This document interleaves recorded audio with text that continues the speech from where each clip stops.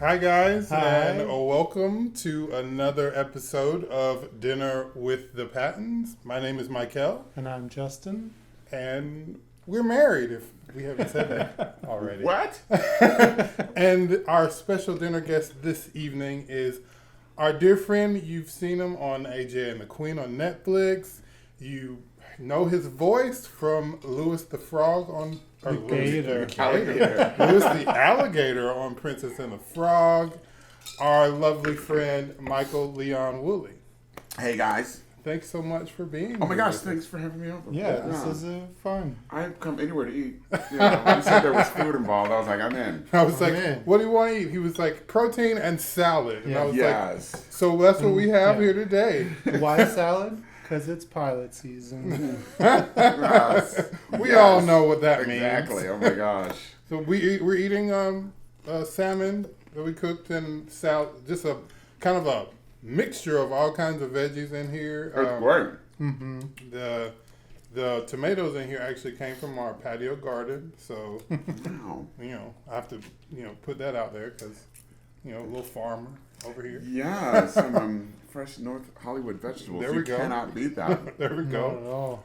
And Well, it's good to make up for that. Y'all were at my place for what, New Year's Eve? yeah, And we just ate way you too much. what was it that you ordered? Because you like, well, you It was bought a something. rib roast. Oh, you were like, A standing rib roast. I bought this standing rib roast and I don't know why. Right? So you want to come over and eat it? And I was like, yeah. Yeah. That was like less than 24 hours. I think I got it and took it home and put it on my counter and I was like, I guess I had to have people over. I can't eat this. I can't eat this. So that's how we brought in the new year, eating standing rib roast at ML. We call him ML. If I call him Everyone does. It's fine. ML. At his house for New Year's. It was great. Yeah. And I couldn't eat meat for 2 weeks after that was gone. I still can't. ML, Michael-Leon Wooley has done everything. And I want to start from the beginning and kind of go on the journey of your All right. career, your life. However, I know that you grew up in Bowie. I was born a poor black child. Actually, I was not born a poor black child. There you go. Kind of upper middle class. We were kind of like the Huxtables without Okay. all the humor and sexual assault. Oh, And, I was going to say but now I'll say, well, that's good. yeah. That's good. But yeah, my dad was an electrical engineer. My mother was a physics teacher. Oh, wow. I also have a twin brother. He is a computer programmer. Oh, wow.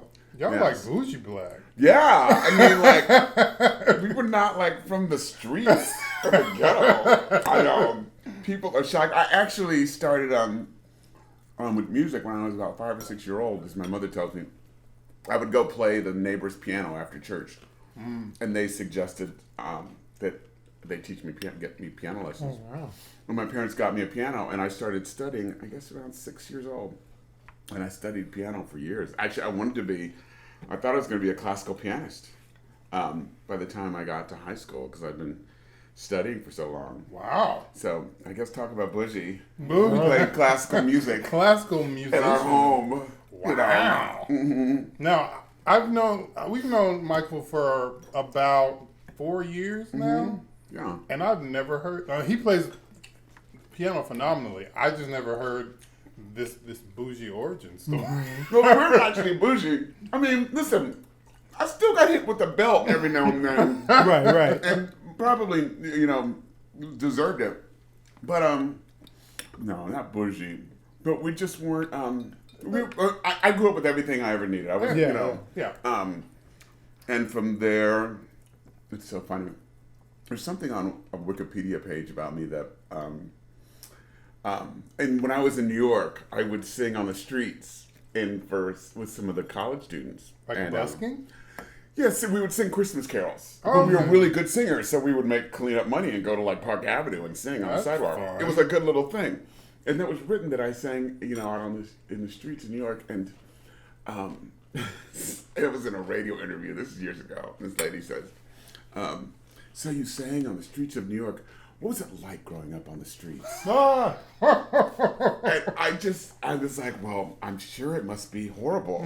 You know, I don't know. I don't know. What's it like on the streets? I don't think Mama and Daddy Wooley would appreciate you saying No, that, man. No, we were Guys. too hard for you to say that. But yeah, so it started from there, and I was playing piano, and then I was just a piano player. And then, I was asked to play the piano in the orchestra pit of 1776 in a community theater production. And I did that, and I remember looking up, through the conductor's little hole at the people on stage. And I said, I'd rather be up there than down here. And a star was born. And then so I started auditioning, and I started singing. And that's where it all kind of started. Wow. And then I auditioned for AMDA, the American Musical Dramatic Academy in New York. Yes, you did. And got accepted and got a scholarship there. Nice. So I went off to New York, yes. And you were at AMDA with Michelle Visage. Michelle Visage, yeah. Mm-hmm. That's fun. Back when she was Michelle Shupak. Shoe pack. Mm-hmm. Nice choice, girl. Mm-hmm. From Jersey. We so I met Michael during AJ and the Queen. It's one season on Netflix, starring him and RuPaul Charles, and I worked on it as RuPaul's stand-in / photo double for the whole season. And me and Mel hit it off and became friends, and I was reading lines with him and doing that whole thing. And I think from there, we just kind of, after the show ended, we just kind of kept hanging out. Mm-hmm. Yeah, you helped save my ass, because in the series, I have a lot of phone calls with RuPaul on the phone. Yeah. And, Ru wouldn't be there. Ru's off doing, everything in the world. But, like, some assistant would be reading Ru's lines, and it was bad. And I asked if they could have you come in and read for me for Ru. And it was more money for me, so I was like, sure. Well, I was kind of sad, to bring you in and pay you and all like that. But they were like, sure. And I was like, I guess I have more pull than I. Which, I mean, he was like number 3 on the call sheet and didn't know the power he had. I know. Listen, I will know it going forward. I will wield it. But how was that experience? I know that was like your first big series regular role. It was very exciting when I got it, and then it was very intimidating because I had to play blind, and I had to be really funny, and I had to deliver, And you did. Yeah. So if you have not watched the show, he literally is the show. Like he makes the show so funny. Like you when he's not on screen, you're waiting, like hoping that he comes back on the screen. Like he's just really good. Yeah. Somebody recognized me yesterday at a coffee shop. Oh no. And it's so funny I don't get recognized much because I have a mask on. Mm-hmm. And she was so cute. Now one of my favorite coffee shops ever. Heirloom in Toluca Lake. Oh yeah. Yeah. Yeah. But she was so nice, and she came in at the end when I was getting the check. She said, "By the way, I loved you." And she first said in that movie with RuPaul. And I was like, well, it wasn't a movie, but thank you. And then she told me she had been going on, while I was there, she had been going to tell all the other people, do you know who he is over there? Do you know who he is? And, yes. So I love that. That's fun. I was wondering why everyone was grinning when I left. But, yeah, it was cute. It's nice when things like that happen. No, it's fun. Yeah. And when it was first on on Netflix, was that happening a lot? Mm. I mean, it was pre-COVID, so we weren't wearing masks. Yeah. So like, when I was out in West Hollywood, it was a lot. I mean, it was cool, and oh my gosh, I went to the Grove, to the Apple store there, and I had no idea I had no idea. Now I know what it's like to be a celebrity. And I guess that's why celebrities don't go there. Yeah. But wow, I was like, yeah, people were running across, walking a path, and people were running across to That's so fun. see me and take pictures, and every store. Yeah. Wow. It was cool. That's exciting, though. It is cool. It was very exciting and very flattering. Yeah. And, Does anyone ask you to like do a drag performance for them, or no. like I mean, obviously not on the spot? But Be like, cocoa butter right now. can we book you? no, they no. I mean, online, and when it first came out, I got some people asked me if I would perform in their clubs, and I'm like, I can't. You know, I'm not a drag queen. You know, I'm Yeah. Surprise. Yeah. That's how good of an actor. And some people were surprised that I was blind. There was a lot of that. I mean, that I could see. That means you did a great job. Yeah. And the blind community, were they accepting of you playing a blind character? Yes, I would say for the most part, there wasn't so much a backlash at me, but I know people were concerned that it wasn't cast with a disabled person. But I do know that they really went out of their way for a search for a long time to find someone to play the role of Louis. And I even wasn't brought in until a few weeks before the shooting began. Really? Yeah.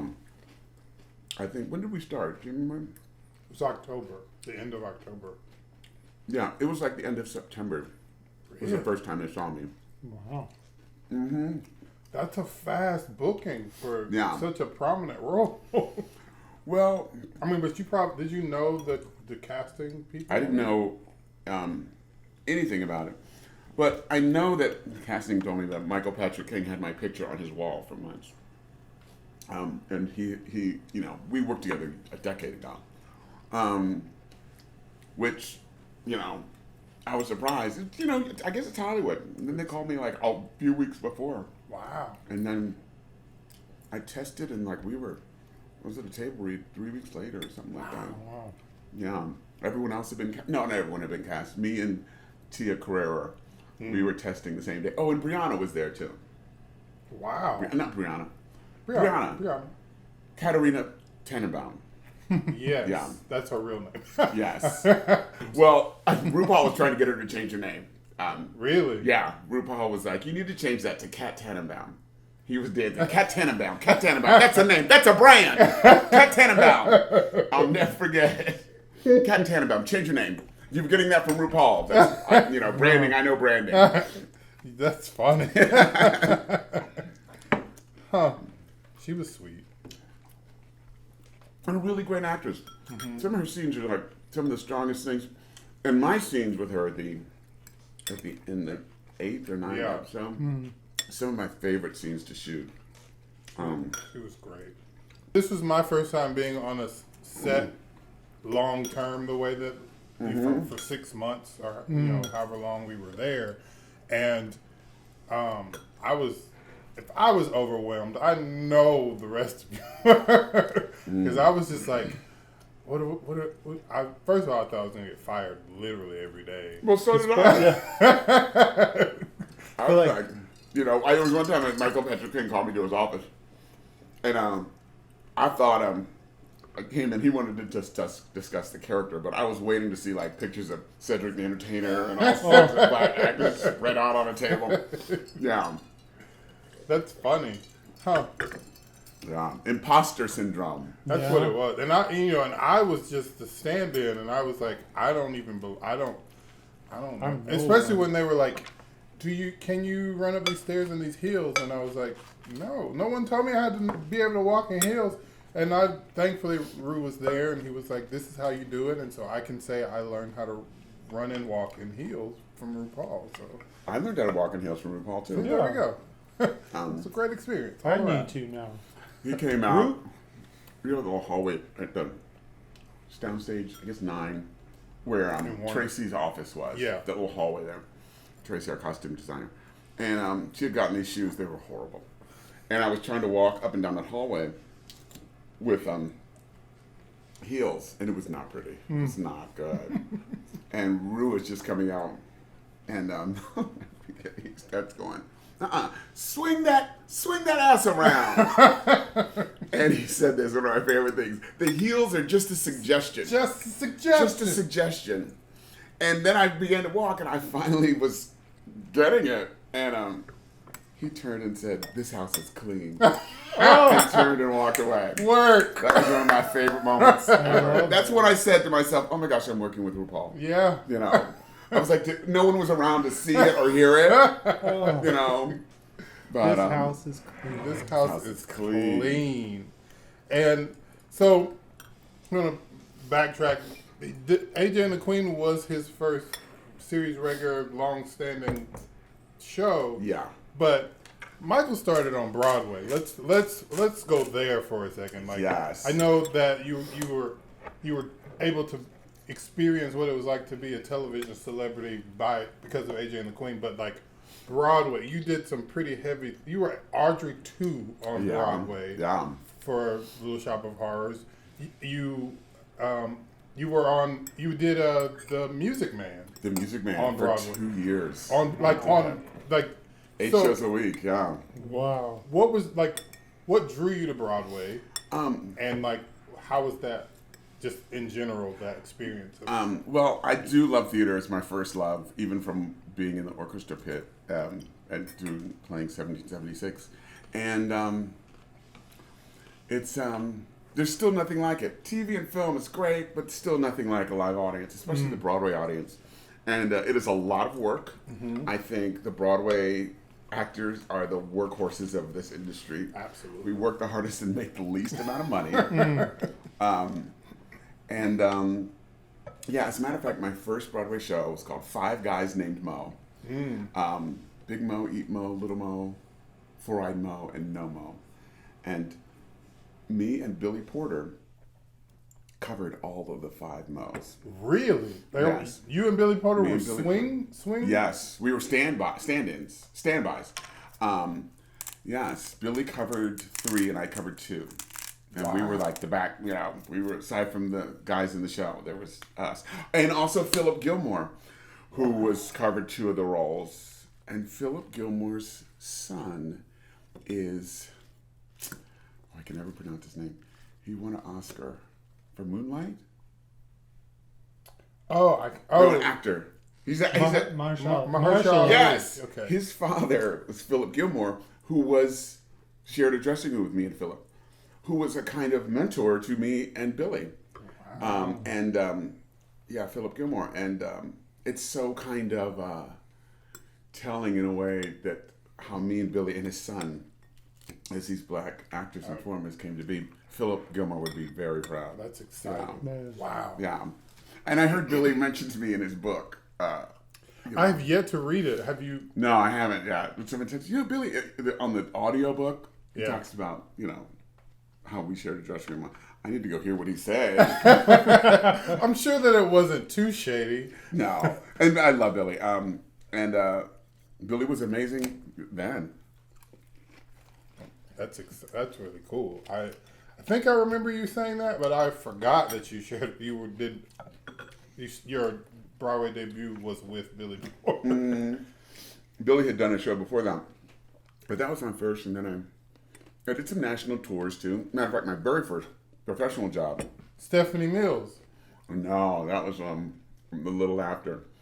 It was a national bus and truck tour of Pearly. I must have been 21. Bus and truck. You don't know what bus and truck is? No. You travel in a bus, and your set is in a truck. Oh, wow. Bus and truck? No. It is. The bottom of the bottom of the barrel? Yeah. It's underneath the barrel. That's the bottom of it. The barrel's on top of the bus. Put it this way, and our bus was a like those shuttle buses, like at airports, that have 20 seats. There were 19 of us. No. And we would travel. Sometimes after the show, sometimes overnight. Yeah, it was bus and truck. It was rock and roll. I've never heard it. Oh. I've never heard that phrase. Really? Oh, No. It's a New York thing. It's an active thing. And it's that's where you really pay your dues. Wow. It's because of doing things like that now I'm like, people ask me, could you do this and jump on this? I'm like, yeah. If you jump off this 7-foot step, yeah. A lot of theater people like that. We just do it. So do you think that your time in theater prepared you at all for your career in television and film? I know people say that one's more difficult. You just said it. But. Yeah, I mean, it's a different medium, but it did. I mean, just being comfortable, like, in front of the camera and being comfortable in front of an audience is kind of a very much similar thing. Yeah, just working it for years is just everything you do plays into the next thing you do. Whether it's singing or acting, Broadway, television and film, each job kind of hones you more as a performer, So it all culminated. Listen. I'm forgetting the word. Oh, I know the words. I just can't say them or spell them. Yes. That's funny. But yeah, it was fun. And then I started doing voiceovers. Because you have a very distinct voice. Yeah, and then people ask me about how do I get into voiceover? Like, I don't know, because they came looking for me. Is it because of your theater work or were you just like hanging out talking? I'll tell you this. A friend of mine. Oh gosh, a friend of mine got an audition for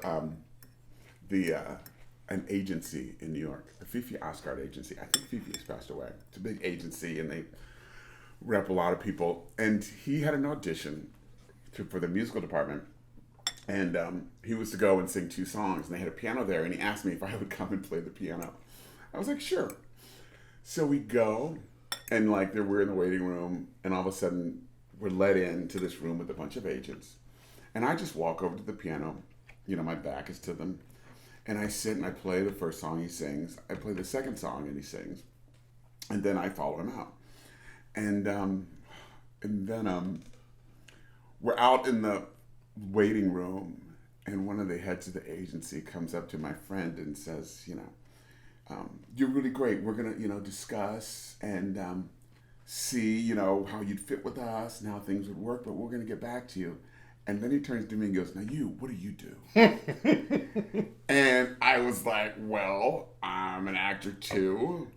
And, it was like, you'd be great at commercials even. You look like you could sell trucks and because you look like you could pick up a truck. I'll never forget that. And then he wanted to have a meeting with me. And we set up a meeting. And I'll tell you this. That was the longest elevator ride. Oh my down God. With my friend. And we were just silent. And then we got to the sidewalk, and I was like, oh, you did a great job. And I remember hugging him, and he went one way and I went the other. And you never spoke again. Well, we did. We were good friends. But it was a few years until I saw him again. Oh. But I will say this, that after that, I bring piano players sometimes to auditions. I would get some of the ugliest looking piano players to come play for me. Absolutely. That was not going to happen to me. You had to have a peg leg and missing an eye. Yeah, no. But not in a cute way, but yeah. Oh yeah. A truck took that eye. Yes. No. Oh my gosh. Apologies to all those piano players. Oh no, you're all beautiful. You're all beautiful. All of you. But yeah, so that Fifi Oscar had a voiceover department, so I began to work with them. And then I slowly started, doing commercials and, auditioning. So I had a bit of a voiceover career. It's not like making a lot of money, but I did through the years. And then... Did you get Princess and the Frog with this agency?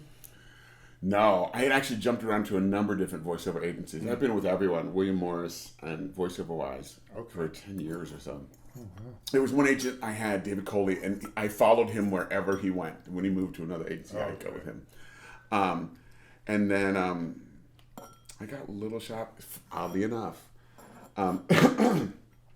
They cast Little Shop first, and were doing it out of town in Florida, and then it was going to come to Broadway. And Billy was doing the voice of the plant. And then they decided to make some changes, and changes.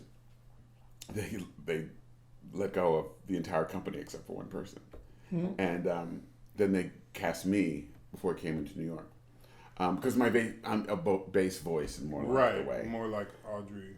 Audrey should be. No, no, it doesn't matter. Anyone can play Audrey, but yeah. So that began that, and then oh my gosh, The Princess and the Frog. I think I have to ask this casting director. When they were looking at Anika, they went to go see the movie Dreamgirls, which I'm in. Yeah. I played Tiny Joe Dixon. I have a little song in the movie at the very beginning. And they were watching Dreamgirls when they were thinking about Anika.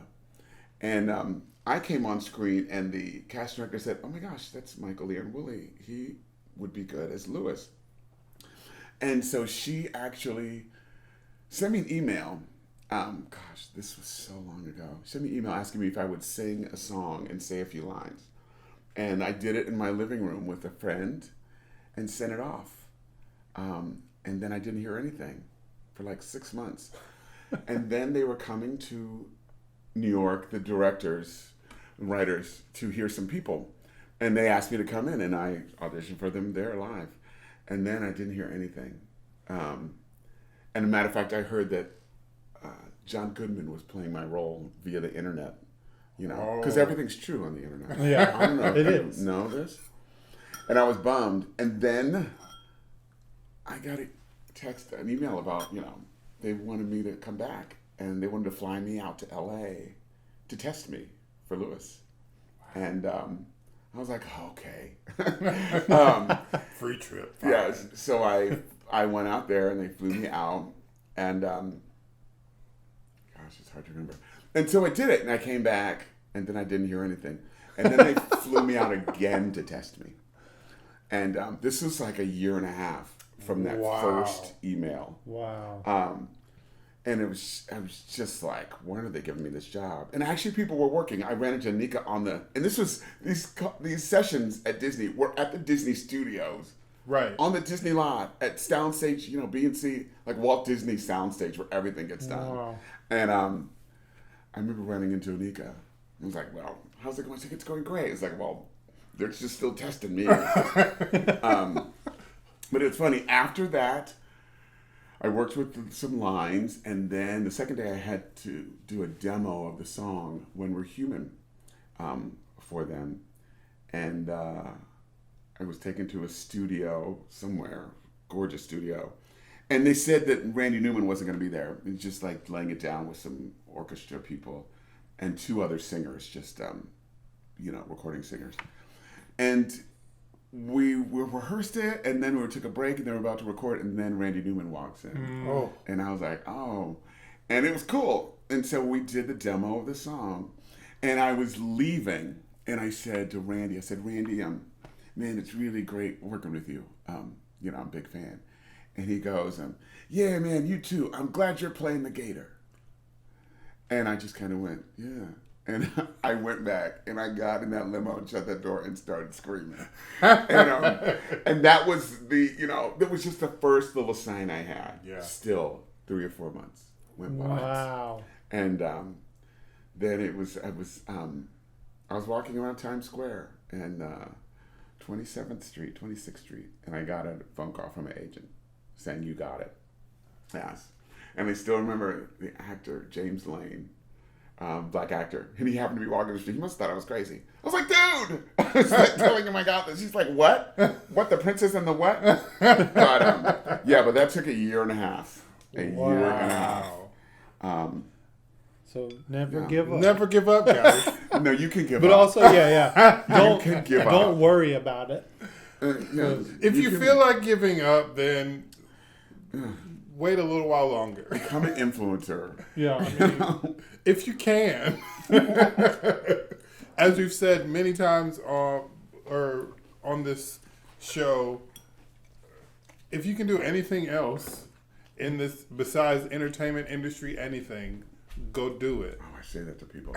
Yeah, that's very true. Like, go do it. Run as fast as you can, because this is not easy. Yeah, I think, and people get I think because of TikTok and there's a lot of hard work. I worked really hard all along the way, and people don't see the work that goes into it. And you can attest to this. Even RuPaul, the more successful you get, the more work there is. The more work there is. I don't think I've ever said this, but like after AJ and the Queen, I became RuPaul's executive assistant and kind of learned so much. But one of the biggest things I learned was that yes, the more success that you have, the more work there is to do. So no one's ever stopping until they retire. Mm-hmm. But yeah, it's not easy. There's no such thing as making it. No, you've made it. Because even for someone, he's an icon. Like he's an icon, but he's still like trying to figure out what the next move is, and what the next step is. Very interesting. Whenever you think you reach the top changes. It does. That's part. Yeah. Yeah. It does. Or like everything becomes streaming, or the whole thing just shifts. Yeah. Yeah, and it kind of it bums me out, but people think what's the easy answer? What's the Yeah. There isn't one. Right. And I will say, yes, people can work. You can end up being a flash in the pan if you come in really hot and really strike and don't really hone your craft. Yeah, who wants to do that? I'm a 30-year overnight success. So, I mean, you have a very impressive resume. I think. I know we've had conversations where you're like, I look at my friends' careers and I'm like, and I'm like, I look at your career and I'm like, grass is always greener. Yeah. Yeah. And I'm grateful, and I do have to remember that sometimes, even when I get a little down on, I don't get I'm testing for a series and it doesn't go my way. But I'm really grateful where my life is and the things I have. That's my voiceover career, which really keeps me going, and my wonderful friends like you guys. Yeah. Yeah. No, especially. I mean, I think in any industry, is if you're finding success in what you're doing, and you're good. Like it's good. Yeah. And I mean, and we know in this industry, it's like it definitely feels like a blessing because there's so many people who want to be on screen. There's so many people who want to be on crew, and to be able to get onto anything is. Like, okay, great. Like I'm gonna enjoy this, be grateful for this. Yeah. Even though in 6 months I'm gonna be like, what is this stupid show? Why can't I?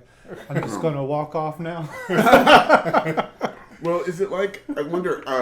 Because in voiceover, I'm not sure if this is true everywhere, but in voiceover I can say that yes, it's a small group of people that kind of do things. Everyone wants to get into this whole world, but of us in there. I think there are two things that keep us working. We're really great at not just what we do, but taking direction. And we're cool to work with. And that's what keeps us working, I think. Keeps me working. I'm really good at taking direction. You don't have to tell me things twice, Yeah. And in the mic, I'm really good at, and I don't mind taking direction. It doesn't affect my ego at all, give me everything. Yeah. And also I'm cool to work with. So... that keeps me working, and I'm not sure if that's true with other parts of the industry. I think it is, because unless you're like somebody's kid, like you have some kind of outside special thing that's keeping you in place. I've even seen like you can be really talented as someone on crew, but if you're an asshole, they're gonna get someone who may be newer, but is more nice, more friendly, more amicable, like. Yes. Because you don't want to work with. No one does. It's interesting though you say that because I think we've all had experiences where people are just flat out assholes. Yeah. And you're like, how do you keep working? Well, I'm not there. I'm not a big enough star where I can be an asshole and people will still hire me. Right. And I'm black. So, they just need a reason to have me be difficult. That part. You want some more? Can I get you some? Yes, please. Yeah. I remember they thought I was difficult because my shoes didn't fit.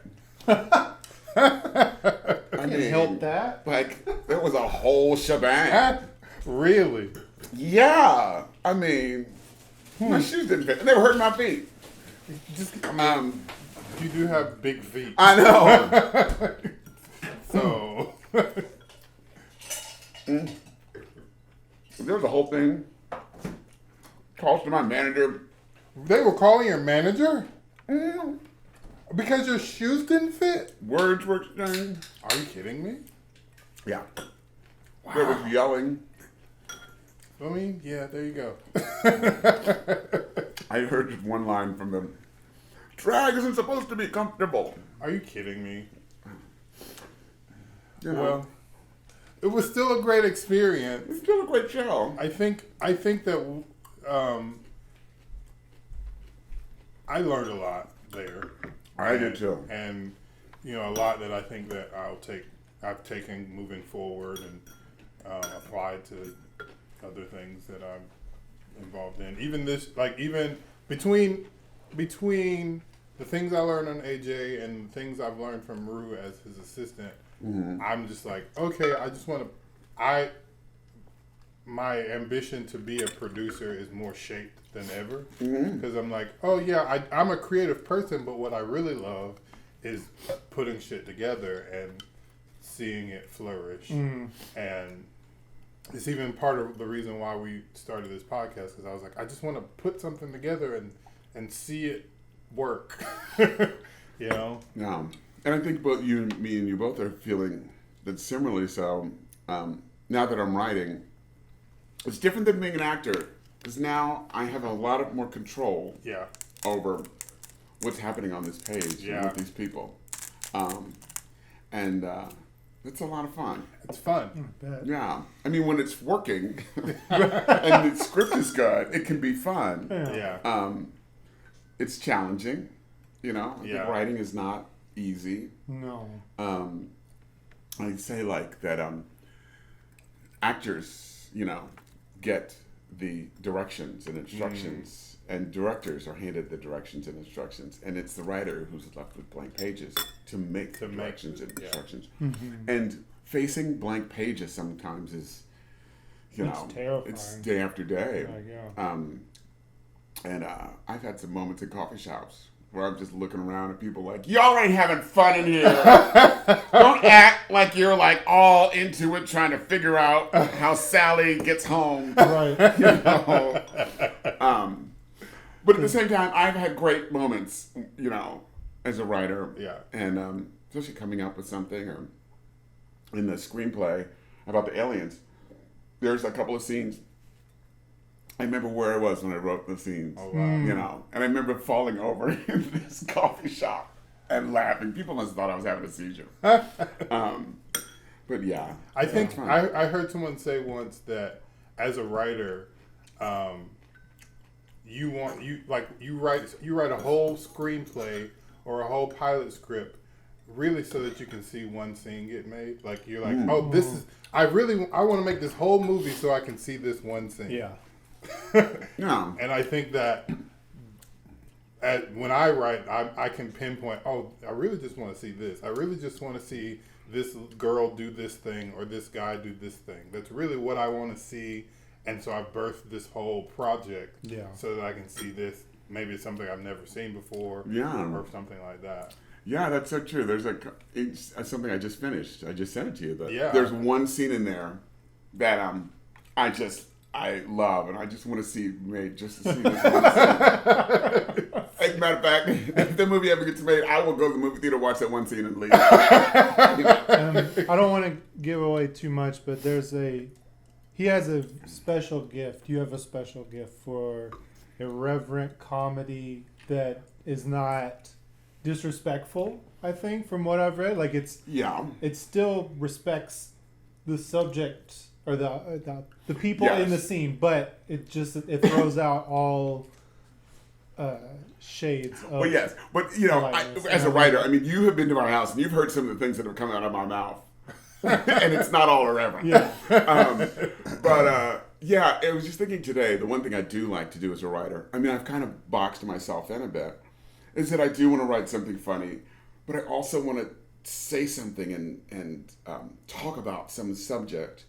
And I like being in this place of being a storyteller and saying something about, something race or, the state of the world right now, about disabled people. It's kind of nice having these guardrails of working in this space and finding how I can be funny. And poignant. Yes. And smart. Yeah. Not exposition heavy. Yes, exactly. I don't know, because it doesn't really inspire me to write just a funny script that's just, a funny story. To me, I really want to say some things, Yeah. And it's fun to say them, especially through comedy. Yeah. Yeah. Because most people don't. It took me a while to realize, because I've watched a lot of bad comedy, but I think comedy has it gives you the opportunity to say something to the audience without them realizing that you're saying it until they've digested it, and then they're like, "Oh wait, this was said." Yeah, and even my screenplay, Hey, Wait a Minute, which is about race, and it's so funny that it gets away with it.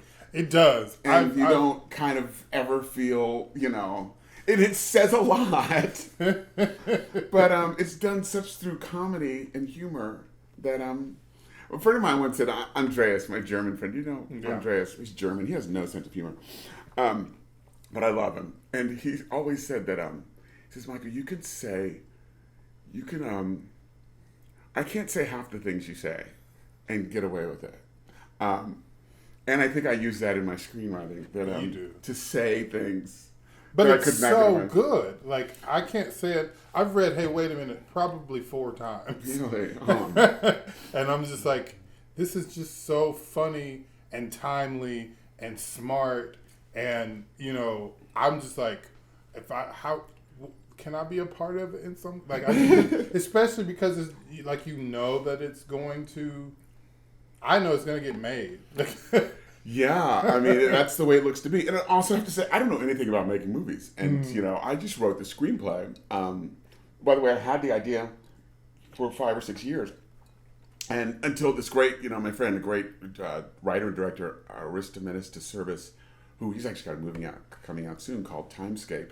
He said to me, and it's still the best advice I ever got, and that is, he said, just sit down and write the first horrible draft. Mm-hmm. And that was a game-changing thing to hear. And I had to download Final Draft. Mm-hmm. And the first pass was unlegible. Oh. I remember sending it to someone to read, and I remember commenting, okay, first, your formatting, and the spelling, and and spell check would just laugh at me. I would use spell check and be like, what? What are you trying to say? The script is red. Yes! Oh my gosh. Yes. Oh, I remember I sent it to a proofreader to fix 6 or 7. It was just all red. Just all red. That's funny. That's good to hear, because I'm working on my first feature script. And it's really, I'm just like, let me just get this first draft out. Yeah. I think this scene is terribly boring, but I've gotten some bones there, and I'm going to move on, because otherwise I'll just sit there and cry all day. Absolutely. And I'm saying I was there 2 weeks ago, exactly where you're talking about. But I will say, the more you write, the better it gets. Yeah. And one little trick I do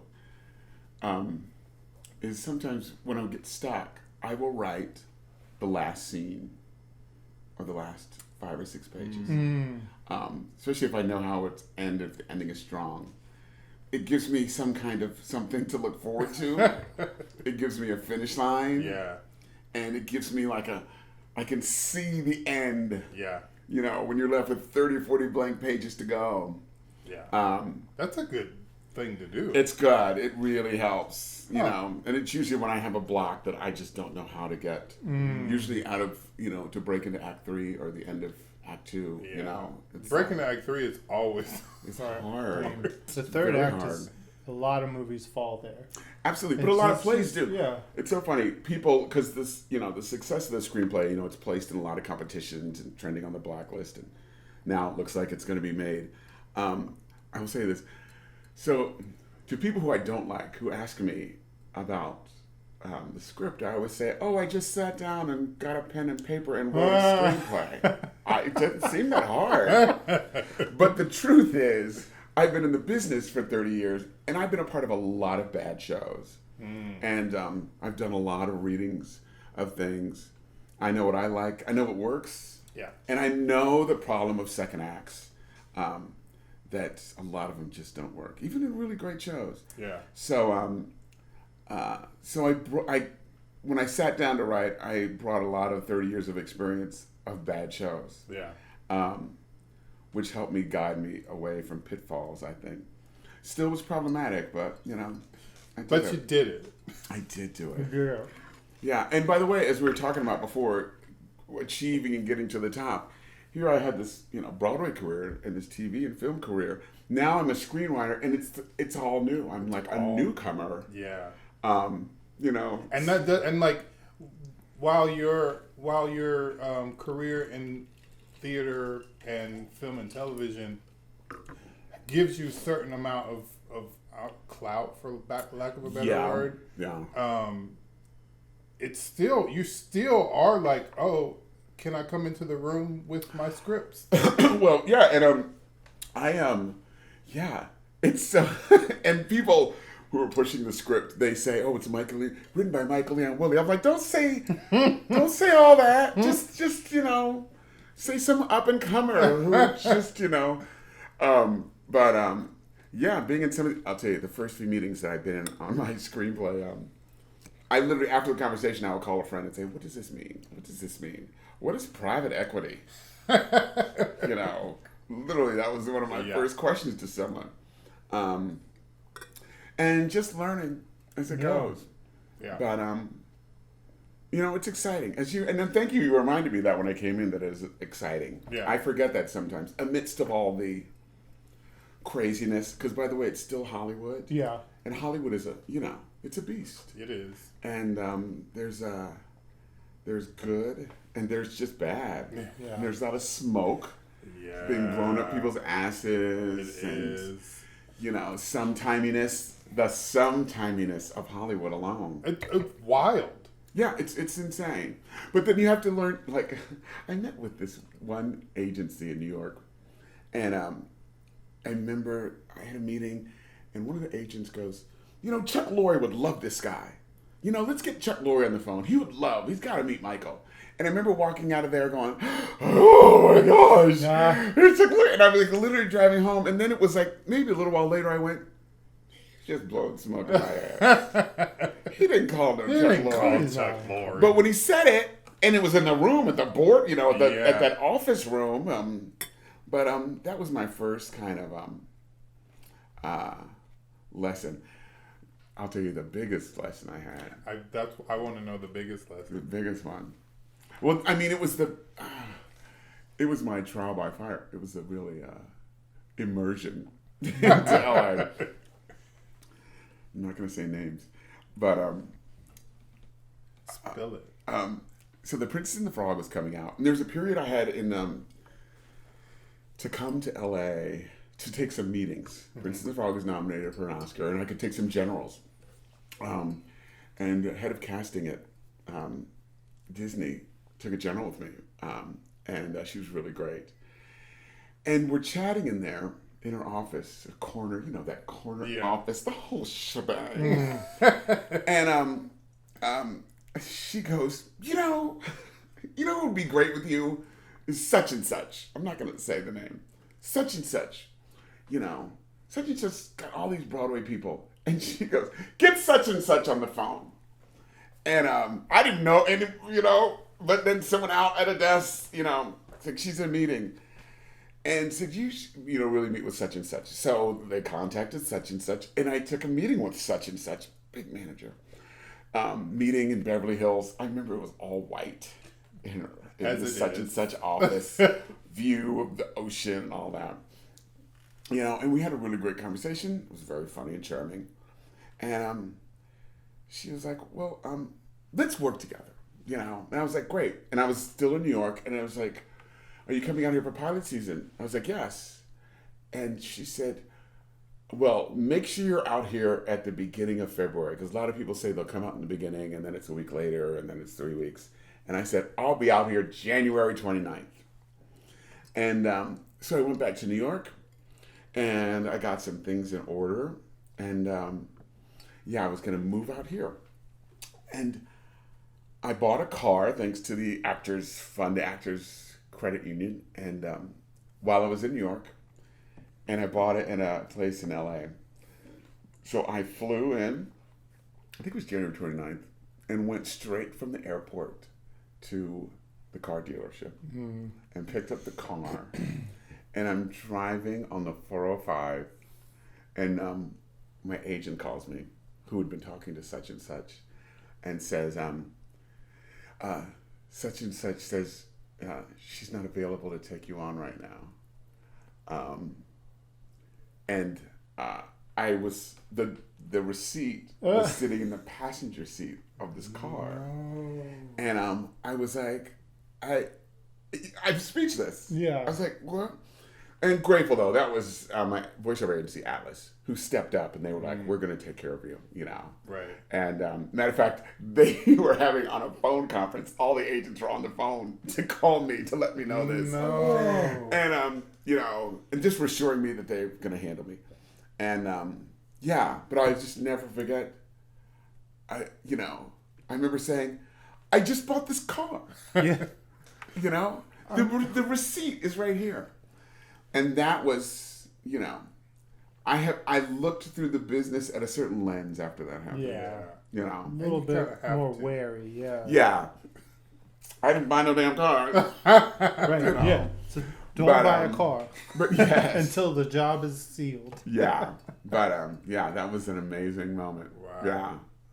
That's intense. I love that. Yeah, it was intense. No. And I can't wait, because such and such is going to contact me wanting to sign me. So I can't wait. You're going to be like, remember that time? Or you're just going to pretend like it's not a thing? I'm going to be so excited. I'm going to be, oh, what? You know? That would be fun. Yes. I'm going to be so excited. Oh, my gosh. Well, let's meet. And then the day of the meeting, like, I'm not available to take you on. I'm not available to meet with you. I'm not available to sign that contract. Being real petty. Yes. Oh, my gosh.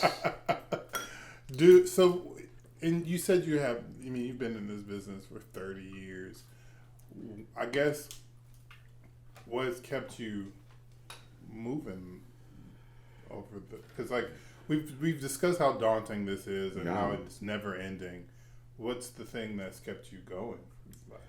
That has kept me going. Hunger. Wanting to be clothed and warm.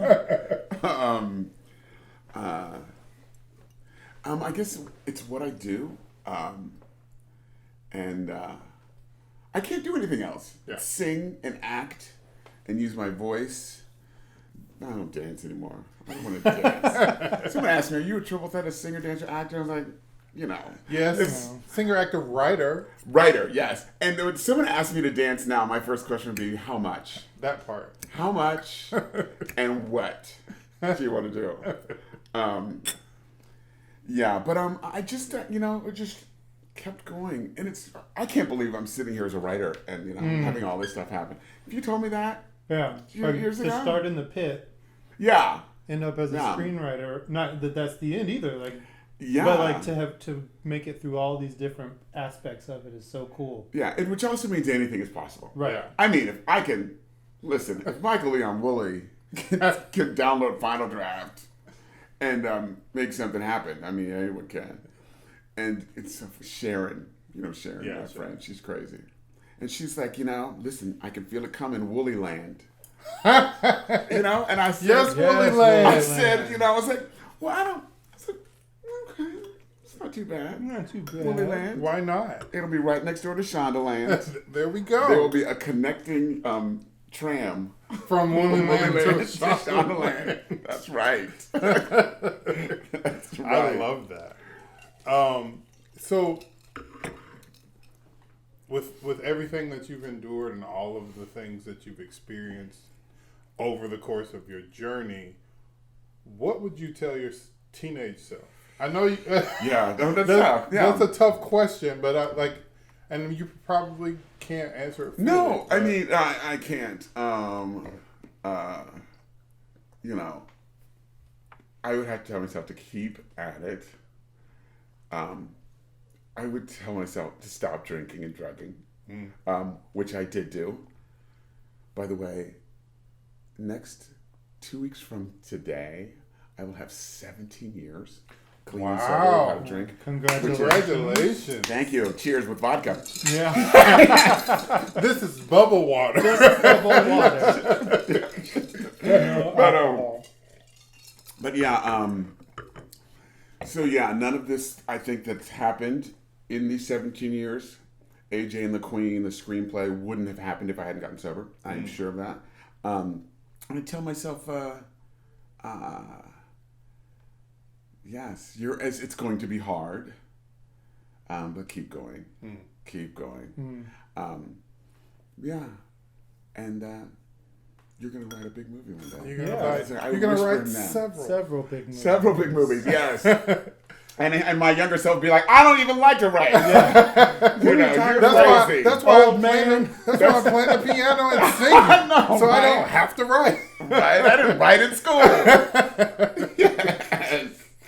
Oh my gosh. Great.